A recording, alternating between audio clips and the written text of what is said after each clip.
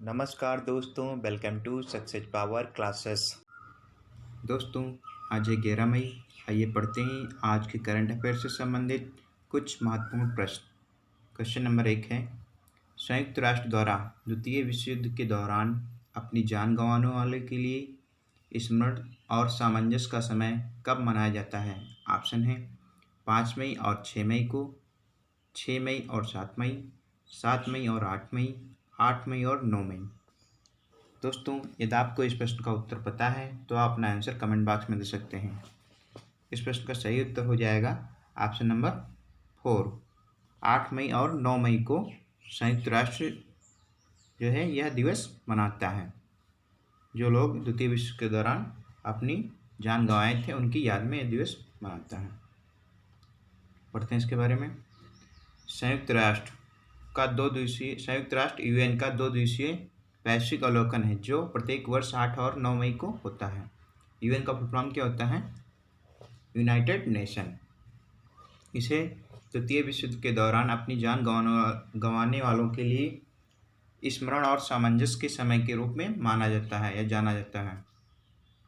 यह 2 दिवसीय अवलोकन लोगों और गैर सरकारी सरकारों को द्वितीय विश्व युद्ध के दौरान मारे गए लोगों को याद करने का मौका देता है। नेक्स्ट क्वेश्चन है, किस देश ने एक नए प्रकार के कोरोना वायरस परीक्षण को मंजूरी दी है जो नाक गुहा के अंदर स्वैब से एकत्र किए गए नमूनों में वायरस प्रोटीन के फ्रेगमेंट का तेजी से पता लगा सकता है?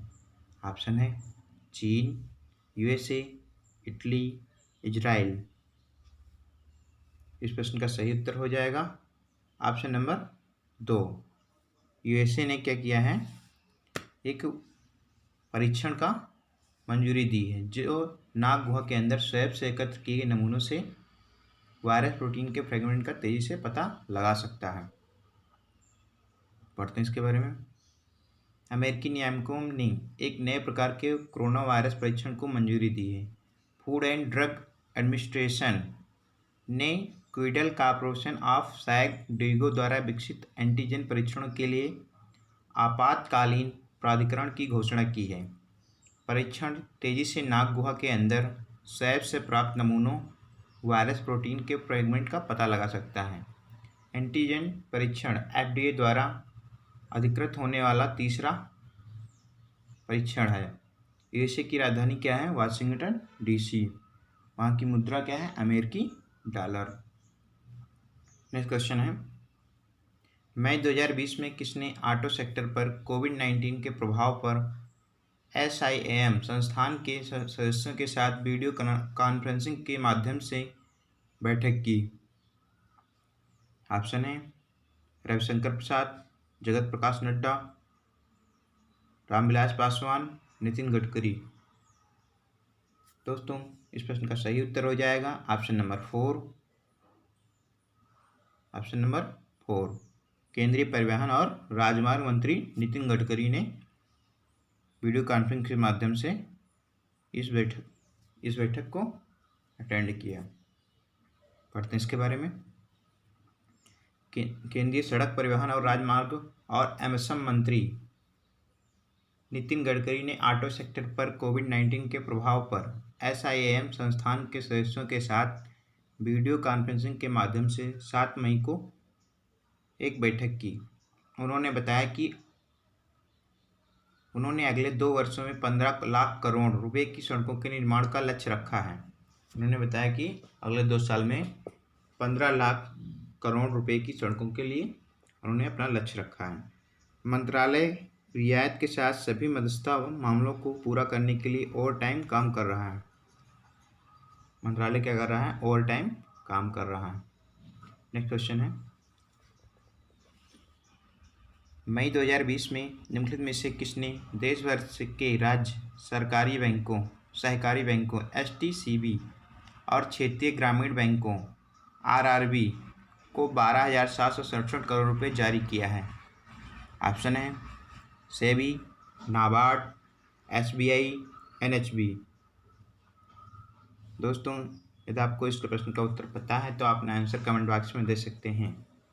इस प्रश्न का सही उत्तर हो जाएगा ऑप्शन नंबर 2, नाबार्ड। नाबार्ड ने 12,700 करोड़ रुपए जारी किया है। नाबार्ड का फुल फॉर्म क्या हो जाएगा? नेशनल बैंक, क्या हो जाएगा? National bank for agriculture and rural development.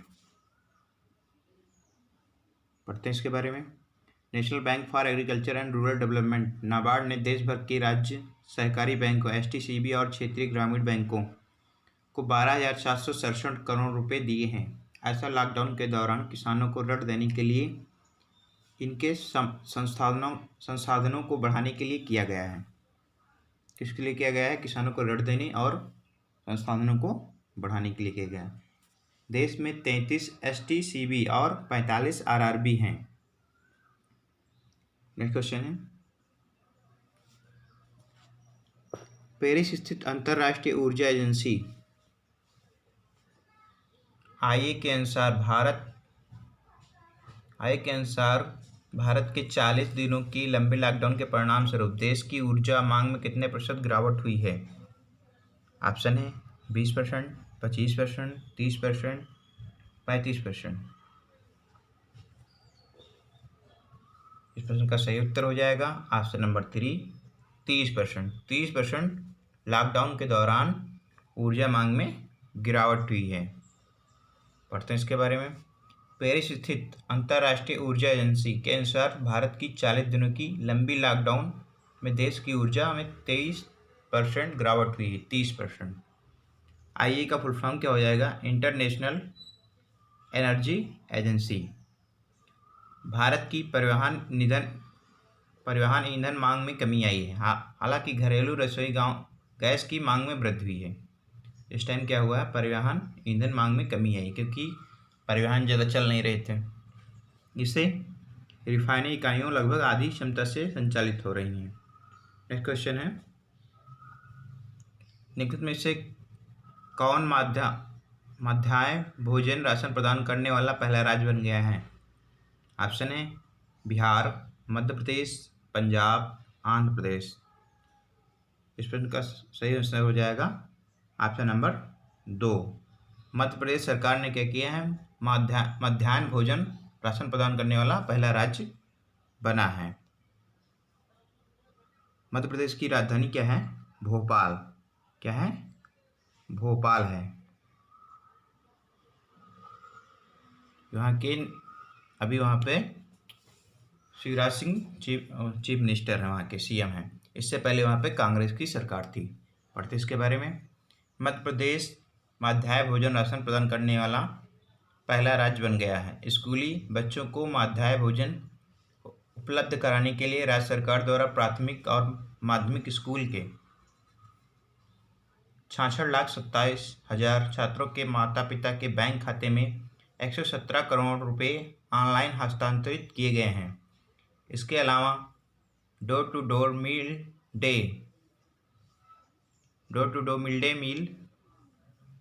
Day meal योजना के तहत 56,87,000 बच्चों को राशन भी प्रदान किया गया है। नेक्स्ट क्वेश्चन है, वर्ष 2020 में महाराणा प्रताप की कौन सी जयंती मनाई गई? ऑप्शन है 400वीं, 430वीं, 450वीं, 480वीं। इस प्रश्न का सही उत्तर हो जाएगा ऑप्शन नंबर 4। वर्ष 2020 में महाराणा प्रताप की 480वीं जयंती मनाई गई है। पढ़ते हैं इसके बारे में। महाराणा प्रताप एक राजपूत राजा थे जो अपनी वीरता के लिए जाने जाते थे। 9 मई 1940 को जन्मे महाराणा प्रताप मेवाड़ राज्य के 13वें राजपूत शासक थे। मेवाड़ राज्य के 13वें राजपूत शासक थे। उनका जन्म कब हुआ था? 9 मई 1940 को। इसीलिए उनका जन्म जयंती 9 मई को मनाई जाती है हर साल। बहादुर राजा के सम्मान के लिए महाराणा प्रताप जयंती हर साल 9 मई को मनाई जाती है। वर्ष 2020 में महाराणा प्रताप की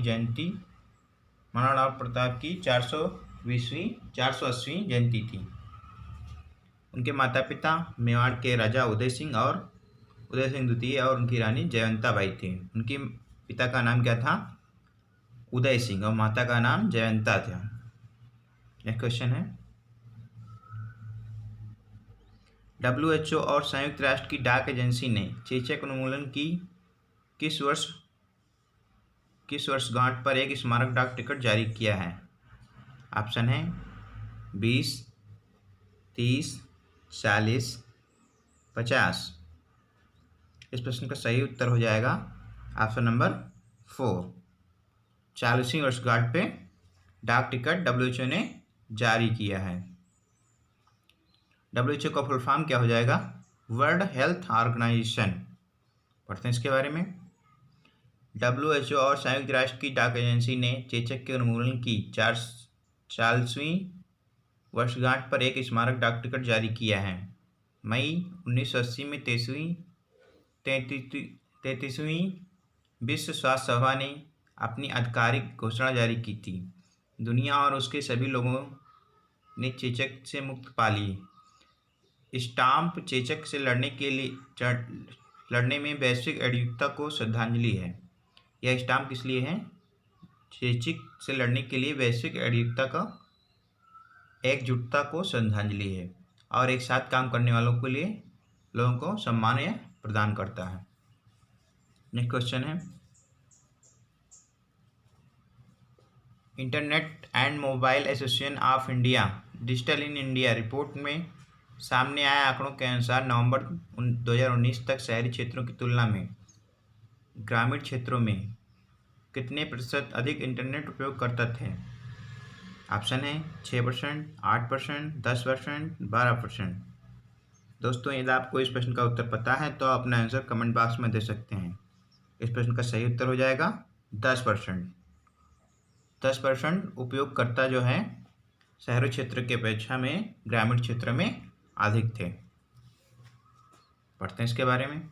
ग्रामीण क्षेत्रों में इंटरनेट उपयोगकर्ताओं ने पहली बार शहरी क्षेत्रों के लोगों को पीछे छोड़ दिया। Internet and mobile association of India AMAI का फुल फॉर्म क्या हो जाएगा? Internet and mobile association of India की डिजिटल इन इंडिया रिपोर्ट में यह बात सामने आई। नवंबर 2019 तक ग्रामीण क्षेत्रों में 227 मिलियन सक्रिय इंटरनेट उपयोगकर्ता थे, जो शहरी क्षेत्रों में लगभग 205 मिलियन से 10% अधिक हैं। कुल मिलाकर भारत में 504 मिलियन सक्रिय इंटरनेट उपयोगकर्ता थे।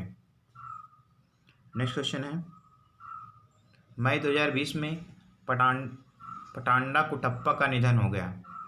किस वर्ष उन्होंने कोटावा परिवार हॉकी उत्सव के विचार की कल्पना की?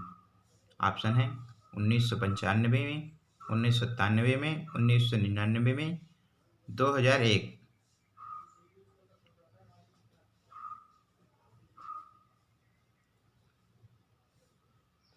आंसर हो जाएगा इसका ऑप्शन नंबर 2, 1997 में। ऑप्शन नंबर 2 सही हो जाएगा। उन्होंने कोटवा परिवार के हॉकी उत्सव की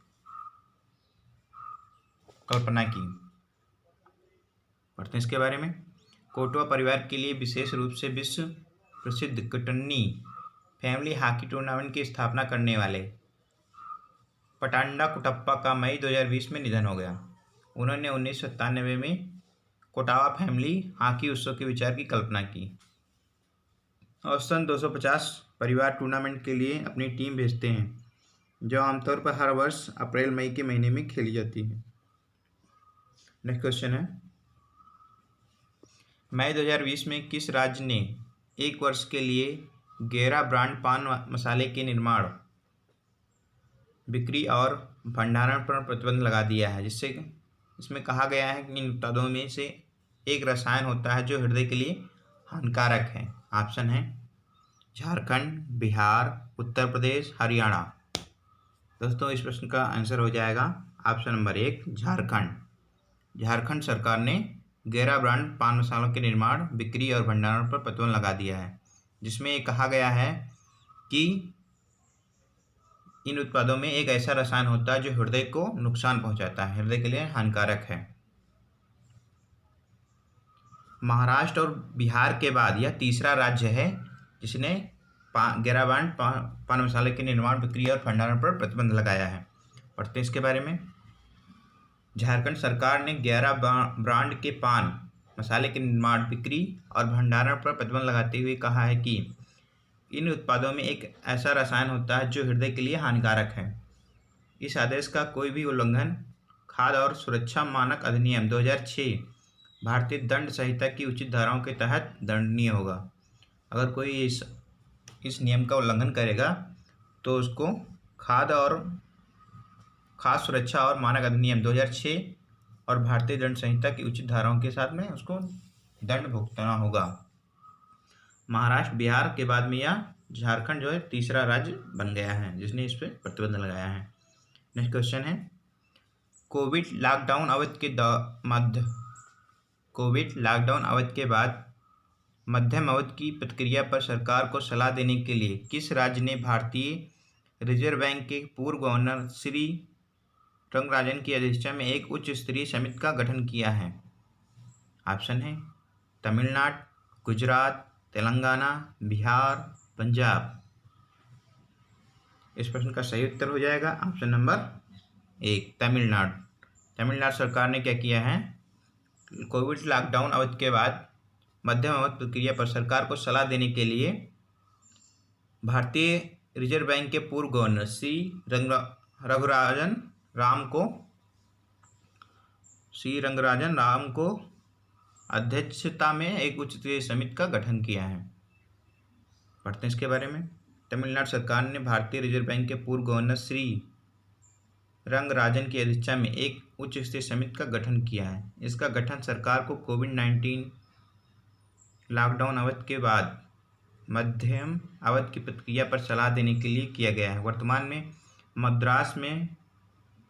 में मद्रास स्कूल ऑफ इकोनॉमिक्स के अध्यक्ष रंगराजन ने पहले भी मनमोहन सिंह के अधीन प्रधानमंत्री की आर्थिक सलाहकार परिषद का नेतृत्व किया है। इस समय क्या है, रघुराम राजन क्या है इस समय मद्रास स्कूल ऑफ इकोनॉमिक्स के अध्यक्ष हैं। दोस्तों आज के लिए इतना ही।